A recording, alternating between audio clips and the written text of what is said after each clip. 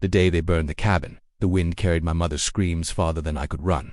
Smoke rolled over the pines in oily ribbons, and the sky glowed the bruised red of sunset, though the sun still sat high. I remember dropping the rabbits from my game bag, legs suddenly useless, breath sawing in and out like a starved bellows. The rifle in my hand felt small compared to the flames licking at the timbers my father and I had raised together. Sap hissed in the heat, popping like gunfire. For a moment I heard my brothers laugh in a tiang bright than nothing but the crackle of boards collapsing inward. I forced myself forward, stumbling through ferns already wilting in the sudden furnace. The buckskin boots Pa gave me sank in soft ash before I reached the clearing. By then the roof had caved, the chimney stood alone like a gravestone, and the smell pine pitch, pig fat, old wool made my eyes and stomach riot. There were no tracks except the fat twin ruts of horsehooves leading away, pressed deep in mud by heavy riders. I memorized their shape, the way the edge crumbled on one side as though the animal favored its left leg. Every detail mattered now because the law in Bitterridge would say I imagined the whole thing. I tried the door even though it was only a blackened frame. Habit stronger than sense. My mother's hand-stitched curtains fluttered like bats on a breeze that no longer existed. I picked my way across the smoldering ruins, boots whining, until something sharp bit the sole. When I lifted my foot I found the little tin star Pa carved for Caleb's birthday half melted. Beyond it, sprawled among smoking embers, lay Caleb's boot still tied, the laces fused. I knelt, the heat blistering my palms through worn leather, gloves, and cradled that boot like it was his whole body. My breath came out in a sound I did not recognize, equal parts howl and prayer. I searched for them, my family, in what remained. A scrap of Ma's quilt, pink calico turned gray, curled around itself, a spoon bent into a crescent, nothing else. No bones, no bodies, just scorched earth and a silence so heavy the forest itself seemed to hold its breath. Storm clouds piled in as I dug. I used PA's spade, its wooden handle charred at the end but still sturdy, and I turned a patch of black soil until the shovel rang on stone. Kneeling, I placed Caleb's boot, Ma's quilt scrap, and the melted star in the shallow hole. I added a fistful of ash because it felt wrong to leave any of them behind. Rain began, then thin, hissing when it touched the coals, cooling the ground in spirals of steam that stung my eyes. I pressed the dirt flat with both hands and whispered every thank you I could remember for breakfasts of corn mush, for past stories by lamplight, for Caleb's grin when he beat me at marbles. By dawn the fire had smoked itself out, leaving only skeletal timbers jutting like ribs from the earth. That morning I saddled Santana our gelding, and rode the 20 miles to Bitter Ridge. Soot streaked my cheeks. I tasted it between my teeth. The sheriff listened, eyes flicking to the scorch on my coat sleeve, but when I finished he leaned back, boot heels thunking against the desk. Too far out, he said, not unkindly, as though distance itself were a verdict. No witnesses, no proof could have been lightning.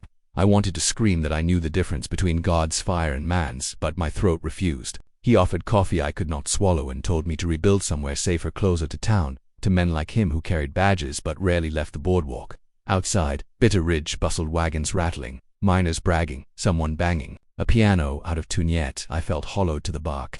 I sold the rabbits to the butcher for a fistful of coins, thinking of Ma turning every hide to soup stock, waste nothing.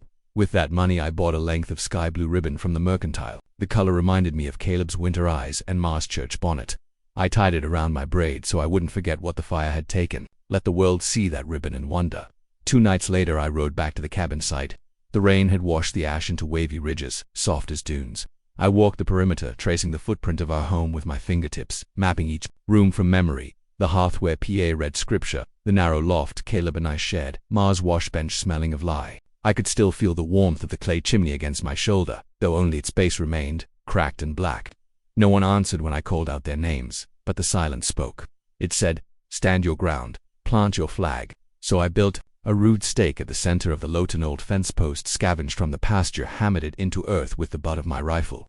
Around it I piled stones, a circle like the forts Caleb and I built for play.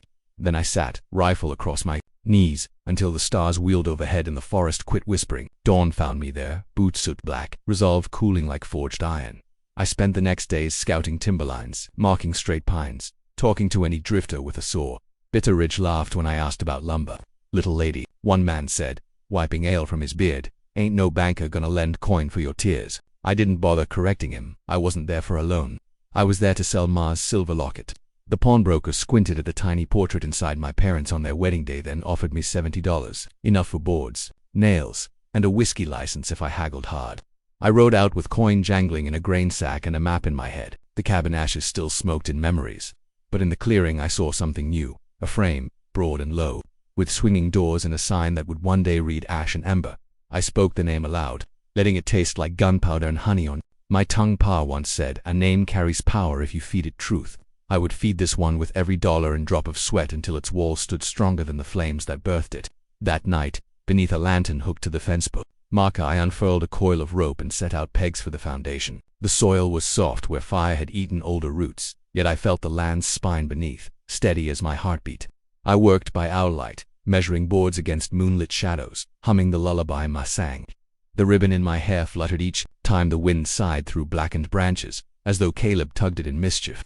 When dawn finally spread pale gold over the valley, I paused atop the charred threshold. Smoke no longer rose there, but my boots still bore soot. I pressed my palms to the damp earth one last time, whispered goodbye, then stood. The law had abandoned me. Justice turned her face, but here, on this scorched patch of Montana, I would hammer oak into memory and pour whiskey over ghosts.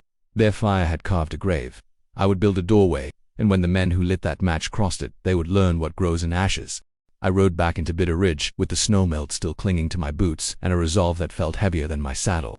The locket lay in my pocket, warm from the press of my palm, the tiny portrait of Ma and Pa hidden beneath its silver shell. I remembered how she'd finger it when nerves got the better of her, how the clasp clicked like a metronome against her sternum.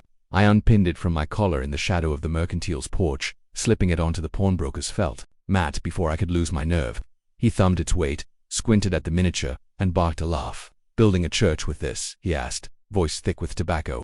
"A saloon," I answered. His eyebrows climbed as though someone had tugged them from behind. "On your lonesome. A woman can hammer nails same as a man."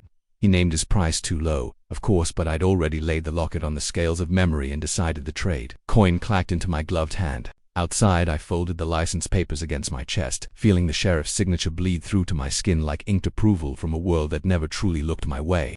By noon, I had lumber stacked on a borrowed wagon, barrels of cheap rice sloshing like brackish water, and a box of bent nails I could afford if I promised to pay the difference in 2 months. The timber hauler snorted when I climbed to the driver's bench. "Ought to be planting flowers where your kin burned, not pouring drink."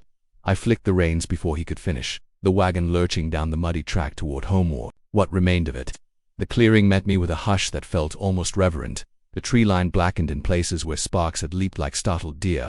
I walked the perimeter again, pressing stakes into the scorched soil while Santana grazed. At the meadow's edge, each tap of the mallet made a dull note, as if the ground had swallowed its own echo, but I kept time with an inner drum, 1 for Ma's laugh, 2 for Caleb's whistle, 3 for P.O.'s steady hand guiding mine along the rifle stock. I was wrestling a ridgepole into place when a shadow fell across the frame.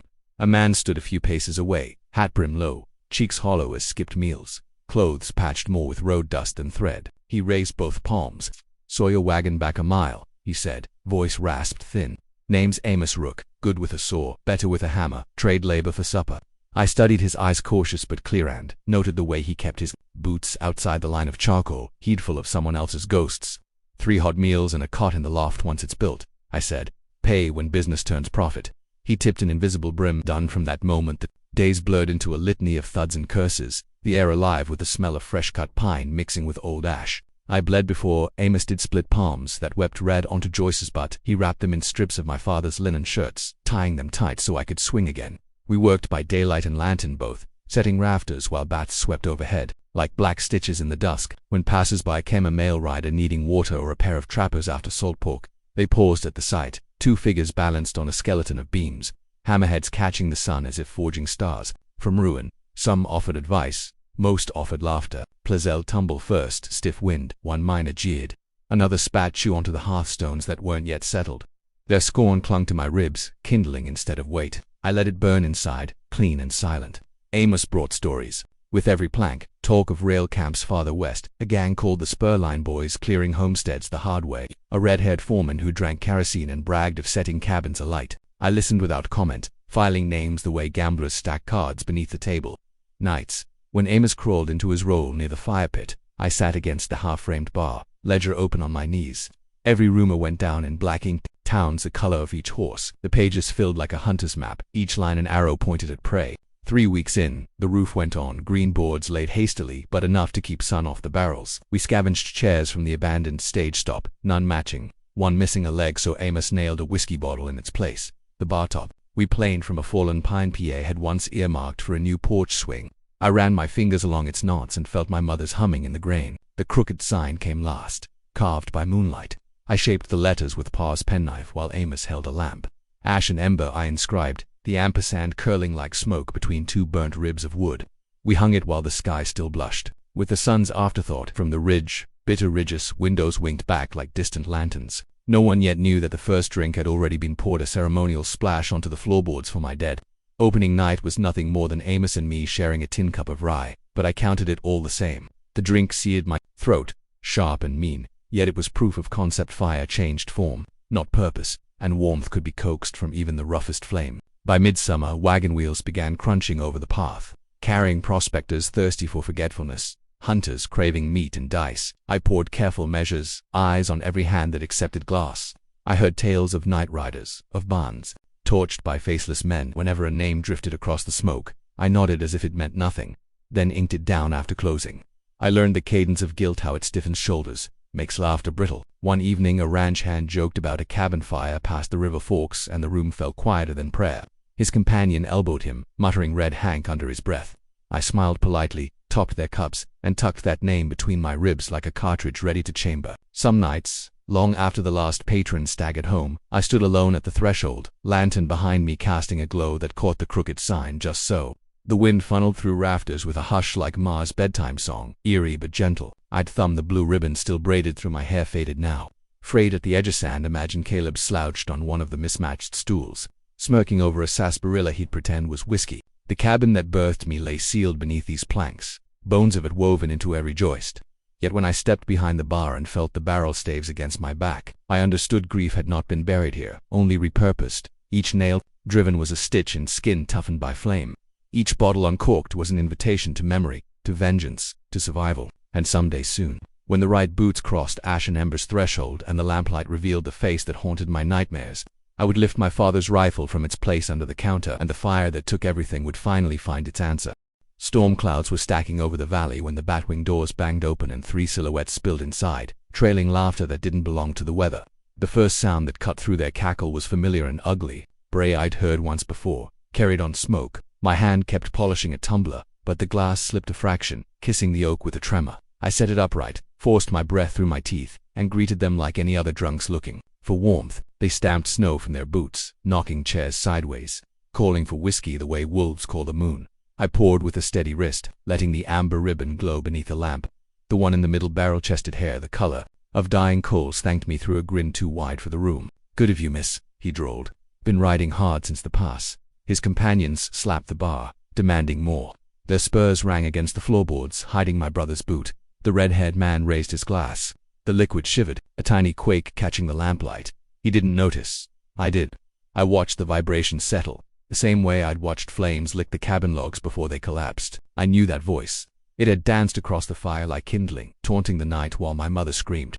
I swallowed the taste of ash and forced a smile. First pours on the house. Gentlemen, they drank deep. I leaned back, cloth over my shoulder, listening. The loudest one bragged of a new spur line heading north, crews cutting through homesteads that should have been cleared years ago. He called himself Birch but kept deferring to the redhead. "Red Hank," someone finally said, almost reverent. The name sliced cleaner than any knife. Birch talked rail contracts, cheap land, problems solved with kerosene. Red Hank laughed so hard he slapped the bar, rattling bottles like bones in a sack. Dotamos drifted close under the pretense of wiping tables. Our eyes met once. He saw more than I wished, nodded less than I needed, and disappeared into the shadows near the stove. I poured another round, counting beats of my pulse against the hiss of oil lamps. When the redhead leaned over, breath soured. By cheap liquor, he caught my wrist instead of the bottle. His thumb dug into the bandage line where hammer blisters still healed. "Pretty hands for a barkeep," he said, dragging my arm closer, gaze drifting to the scar of half-healed burn that bracelet my skin. "Bet you know fire up close." "Let go," I answered, flat as winter. My voice carried farther than the room. It went back 3 months to the forest clearing, over the ashes of my mother's quilt. Before he could squeeze tighter, Amos stepped between us. "Drink your rye and keep your paws to yourself," he said, soft but edged like honed steel. Birch laughed, slapping his knee. Red Hank released me with performative ease, raising both palms. "Don't mean trouble, just talkin'." I backed away, pretending to rub the ache, heart thudding a rhythm I saved for gunfire. They stayed until the rye dwindled. When they lurched out beneath a sky boiling violet, Birch still laughing, I bolted the door and sagged behind the bar. Amos lifted the rifle from its cradle. "You sure?" he asked. I nodded once. "Red Hank," I whispered, letting the syllables settle like dust. He lit the fire. Maybe not alone, but his voice I'd bet blood. Amos nodded again. "Jaw tight, we'll need proof." I thought of the sheriff's shrug, of townsfolk demanding evidence hotter than ashes. Proof meant words spilled careless, and whiskey was a fine Lucena. After Amos slept, I knelt by the stove and drew my father's hunting knife from the pouch sewn under the floorboard. The blade caught the lamplight, throwing a pale ribbon onto the wall. My shadow curved behind it, half woman, half wraith, moving in silence as I wet stone met steel. Each scrape brought sparks of memory. Ma humming, Caleb tugging my braid, Pa's hand guiding mine. When the edge gleamed, hair split sharp, I wrapped it in cloth and tucked it behind a loose plank under the bar top. Word traveled that Ash and Ember would host its first high-stakes poker night come Saturday. I let the rumor spread like warm butter, pretended it wasn't me who placed it on every tongue. A rail cruise pay had just come through. Men were itching to lose coin as fast as they'd earned it. Red Hank liked to win hard and drink harder. Birch bragged of it the next afternoon while buying jerky. By dusk Saturday, the saloon flickered with lamps and tension. Tables borrowed from 3 homes formed a crooked figure 8, cards crisp and new. A fiddle screeched in the corner, strings tuned high to jar nerves. The door swung open and Red Hank strode in like he owned air. Birch and the third man, Fox Higgins, trailed him, pockets heavy. I welcomed them with a smile I'd practiced. In the mirror, blank, agreeable, polished as glass. They bored into the pot. Cards fanned out, chips clicked like distant gunshots. I floated between tables with a bottle in each hand, refilling glasses before throats could clear. Whiskey softened edges. Words spilled easier than cards. Birch folded after a bad river and drowned his frustration in rye. "Tell you what," he slurred loud enough for half the room. "Ain't nothing lights up a cold night like a cabin burnin'. Remember that one out by Black Pine, Hank?" Hank grinned, eyes glassy. "She went up fast, dry logs." He flicked ash from a cheroot, left nathin' but glow. Whole ridge lit like daylight. My grip tightened on the bottleneck.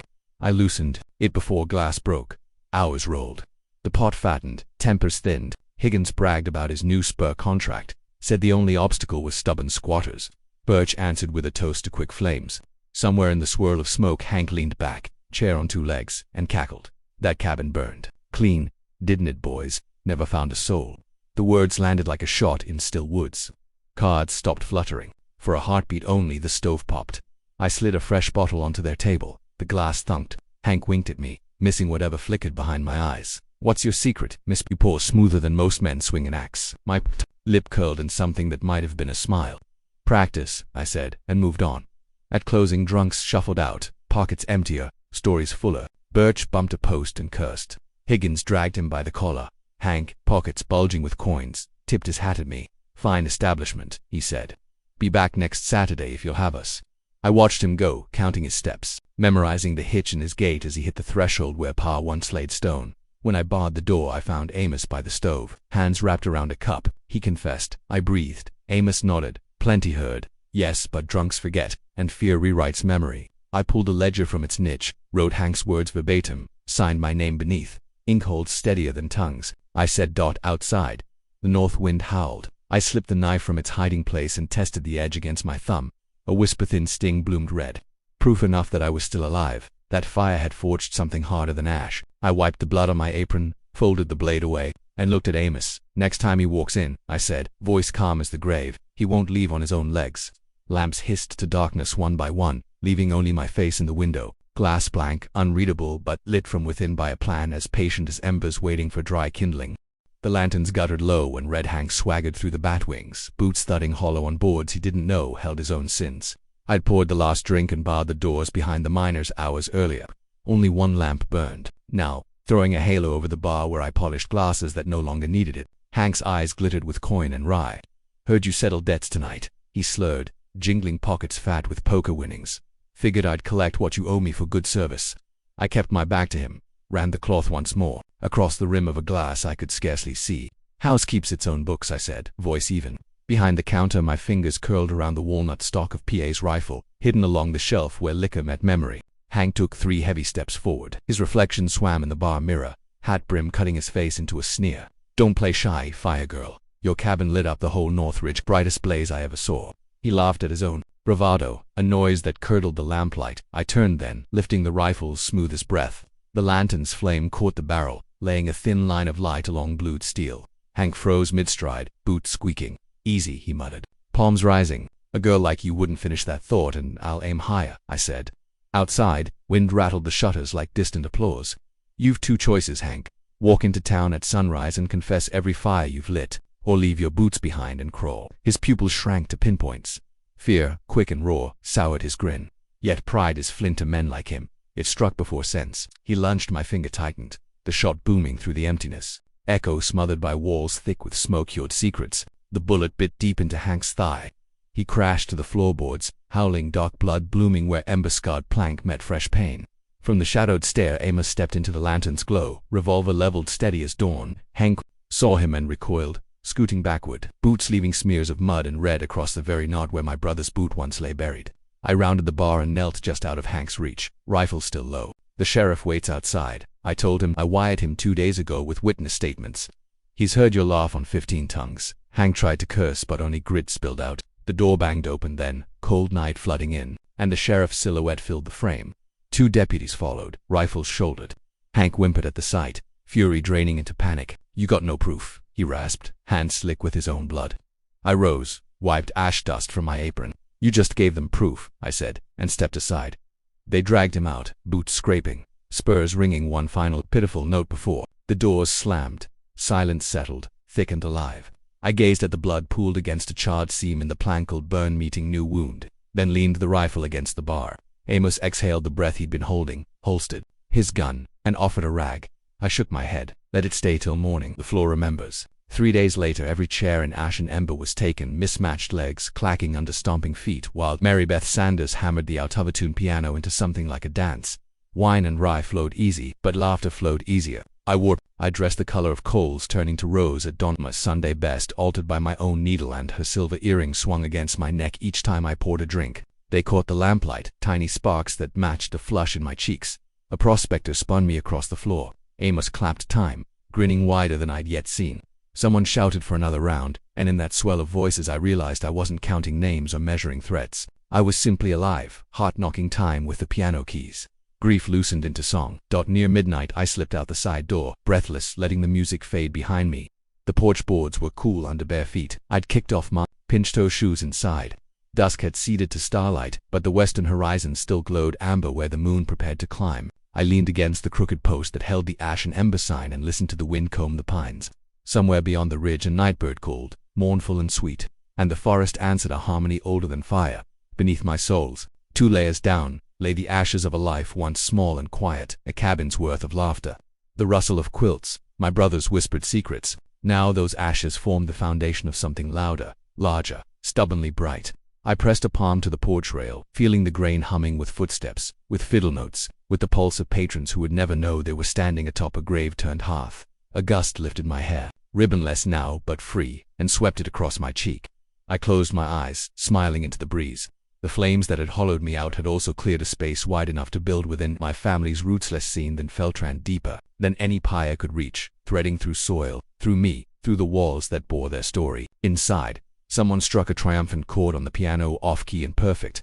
I laughed under my breath, turned back toward the warm rectangle of doorway, and let the night carry my laughter away, scattering it like sparks over a valley that would remember the sound long after every ember's glow had cooled to silver.